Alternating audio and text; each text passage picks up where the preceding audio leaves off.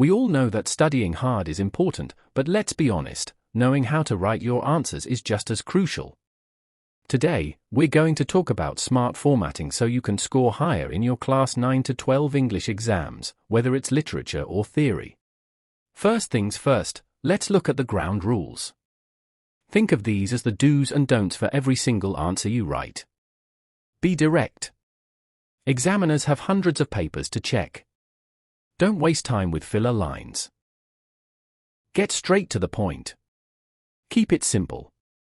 You don't need fancy vocabulary to get marks. Clear, simple English is best. Keywords are king. If the chapter is about faith, make sure that word is in your answer. Watch the clock. Stick to word limits. And grammar matters. Always write in complete sentences. Remember the golden rule here: quality is always better than quantity. Okay, so not all questions are the same. You can't answer a 5-mark question the same way you answer a 1-mark question. For 1 to 2 marks, these are quick fire. Just 1 or 2 lines. For 2 to 3 marks, you need a little more detail here, maybe 2 to 4 lines. For 4 to 5 marks, this is the big one. You need a proper structure: point, explain, conclude. Value-based questions are where you give your opinion. Extract-based questions require you to stick strictly to the text provided. If you recognize the type of question, you automatically know how to structure your answer. Let's break these down. For 1 or 2 marks, keep it super short. 1 or 2 lines maximum. The strategy is to just give a direct answer. No explanation needed. For example, if they ask who was Lencho, don't tell his life story. Just say, Lencho was a poor farmer who lived on a hill. Tip: just the fact. Then move on to the next question. Now, for 2 or 3 marks, we need to expand just a little bit. Aim for 2 to 4 lines. The strategy is you need a fact plus a reason. For example, if they ask why Lencho called raindrops new coins, you say, he compared them to coins because they meant a good harvest. Then add the detail: big drops were 10 cents, small ones were 5. Tip: fact plus reason equals full marks. This is where you can really boost your score. For 4 or 5 marks, you need a mini-essay structure. Start with a direct point. Explain it with 2 or 3 supporting ideas. Use words like first, second, and finally. End with a concluding line that wraps it all up. Tip: think of it as a sandwich. Point is the top bun, explanation is the filling, and conclusion is the bottom bun. These questions ask for your view, but there's still a right way to do it. The strategy is: first, state your opinion clearly, yes or no.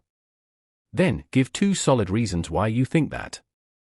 Finally, link it back to the story or real life. For example, was Lencho right to call them crooks? You'd say, no. They helped him out of kindness. His faith in God made him doubt humans. Tip: opinion plus 2 reasons plus link equals a strong answer. Extract-based questions can be tricky if you aren't careful. The strategy is to answer briefly and stay specific to the text. Tip: if you can, quote or paraphrase the line from the extract to prove you read it. Don't guess. Anchor your answer in what is written right there in front of you. Here are some pro tips to make your paper shine. Power keywords: use words like faith, hope, irony, humanity. Examiners love seeing these. Paraphrase: don't just copy lines from the textbook. Put it in your own words to show you understand it. Neatness: underline your keywords.